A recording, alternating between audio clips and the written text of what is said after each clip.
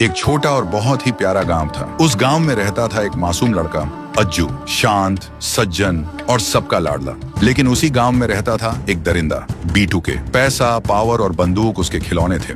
गांव की कोई भी औरत अगर उसे पसंद आ जाए तो वो उसे जबरदस्ती ले जाता। लोग डरते थे मगर बोलता कोई नहीं था। एक दिन अज्जू एक बच्ची के साथ खेल रहा था। सुबह से दोनों कुछ खाए बिना मस्ती में डूबे हुए थे। तभी अज्जू की माँ आई, घबरा के बोली, बेटा जल्दी घर चल, तेरे पापा की तबीयत ठीक नहीं लग रही। दोनों तेज तेज घर की तरफ निकलते हैं। रास्ते में अचानक सामने देखा बीटू के। रोड के बीच में जीप रोक कर खड़ा था। अज्जू घबरा गया। बीटू के ने अज्जू की माँ की तरफ इशारा करके कहा, चल मेरे साथ। अज्जू की माँ ने हाँ करने के बजाय जोर से नहीं कह दिया। बीटू के का चेहरा लाल हो गया। उसने गुस्से में अज्जू को गोली मार दी। अज्जू वहीं बेहोश होकर गिर जाता है। माँ रोती हुई मजबूर होकर जीप में बैठ गई। कुछ देर बाद अज्जू को होश आया और वो रोता रोता माँ को ढूंढने भागता है। कुछ ही दूर एक पेड़ के नीचे देखता है, उसकी माँ लाश बन चुकी थी। अज्जू चिल्ला चिल्ला के रो रहा था। दुनिया उसकी टूट चुकी थी। वो घर लौट कर आया। पापा ने पूछा, बेटा माँ कहाँ है?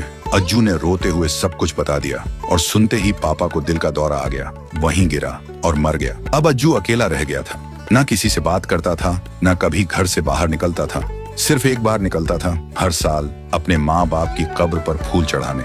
15 साल गुजर गए लेकिन उसके दिल की आग अभी भी ठंडी नहीं हुई थी। उसके जहन में बस एक ही लफ्ज था, बदला। एक दिन अज्जू ने अपने महंगे कपड़े उतारे, फटे हुए कपड़े पहने और चला गया बीटू के घर। बीटू के उसी बंदूक को साफ कर रहा था जिससे बचपन में अज्जू पे गोली चली थी। अज्जू बोला, मालिक मुझे काम पे रख लो, मेरा कोई नहीं है, मैं अकेला हूँ। बीटू के हंस के बोला, ठीक है, खाने पीने का ध्यान रख लेना। अज्जू रोज उसके लिए खाना बनाता, मुस्कुराता था और झुककर सलाम करता था। लेकिन उसके अंदर एक लावा उबल रहा था। एक रात अज्जू ने उसी घर के एक कोने से मशीन गन उठाई और पूरी हवेली को आग लगा दी। बीटू के घर के अंदर चिल्ला रहा था, बचाओ, कोई मुझे बचाओ। तभी अज्जू आग के बीच से घर के अंदर गया और आंखों में खून लेकर बोला, जिस दिन तूने बेटे से उसका माँ छीना था ना, उस दिन से ये अज्जू मर गया था और एक जानवर जन्मा था।